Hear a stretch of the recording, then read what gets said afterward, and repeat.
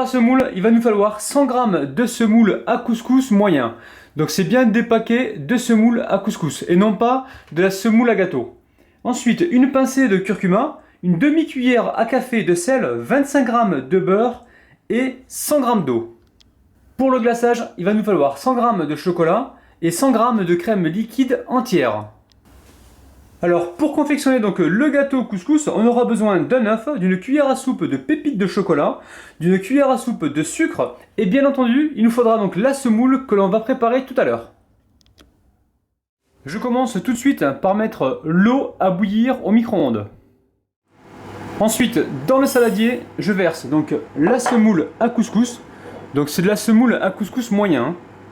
Ensuite, je mets le curcuma. Alors le curcuma va nous apporter une merveilleuse couleur, donc bien jaune. Et ce qu'il faut savoir sur le curcuma, c'est un des plus puissants antioxydants qui existent. Et surtout s'il est associé à du poivre, il multiplie donc par 1000 son pouvoir protecteur.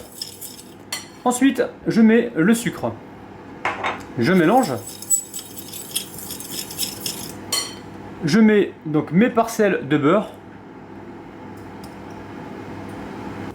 Et je verse l'eau chaude par-dessus. Alors maintenant, je mélange. Je mets mon sel. Et je laisse gonfler pendant à peu près 7 minutes. J'égrène ma semoule et je m'assure qu'elle soit pas trop chaude avant d'y rajouter les pépites de chocolat. Alors, ce qu'il faut savoir, c'est qu'il y a des semoules qui absorbent plus d'eau que d'autres. Donc si vous voyez que vous avez besoin encore de 10 g d'eau supplémentaire, n'hésitez pas à les rajouter. Maintenant, j'y verse mon œuf. Je mélange.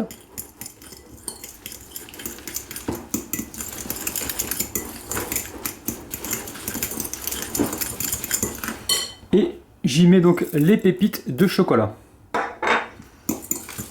Et là, on mélange comme il faut. Sur une plaque de cuisson, j'ai mis un papier sulfurisé. Par-dessus, j'ai mis donc un cercle et je dépose donc ma préparation à l'intérieur. Je lisse comme il faut ma préparation. Alors, là j'ai préchauffé donc mon four à 160 degrés et on va cuire ça donc à peu près 10 minutes. Allez, c'est parti. Le gâteau est cuit. Alors, on va le laisser donc bien refroidir avant d'y mettre le glaçage. Sur une assiette, je mets donc ma grille. Et une fois donc que mon gâteau de semoule donc a bien refroidi, je viens ici le démouler.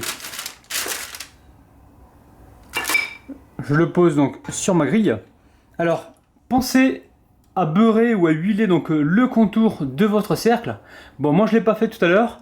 Par contre, dès la sortie du four, au bout de 30 secondes, je l'ai démoulé aussitôt. Alors maintenant, on va mettre notre crème liquide donc à chauffer au micro-ondes. Donc il faudra surveiller que ça ne déborde pas. Et ensuite, on va réaliser donc notre glaçage.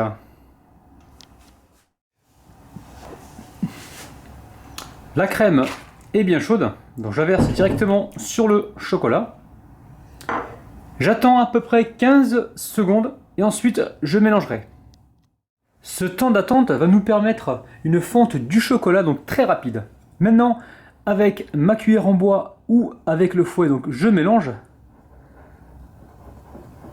Alors on regarde si on a besoin du fouet, donc on fait un échange. Et je pense que ça sera beaucoup plus pratique. Alors là, je mélange pour lisser le tout.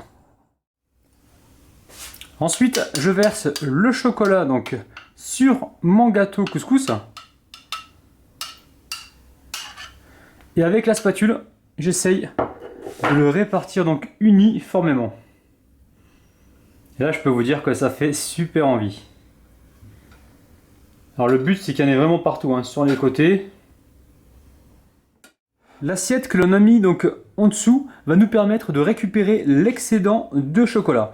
Vous pouvez choisir de lisser donc votre gâteau pour avoir un côté bien uniforme ou de le laisser de manière rustique comme je suis en train de faire.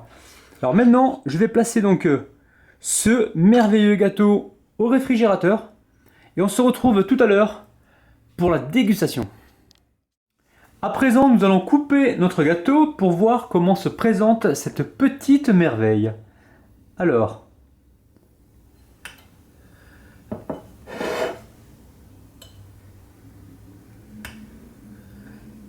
oh là là, magnifique. Alors, je vous montre donc la part que je vais déguster de près. Je vous montre aussi l'intérieur donc du gâteau. Et là, c'est parti. Je vous invite vraiment à tester cette recette chez vous car elle est surprenante et vraiment délicieuse.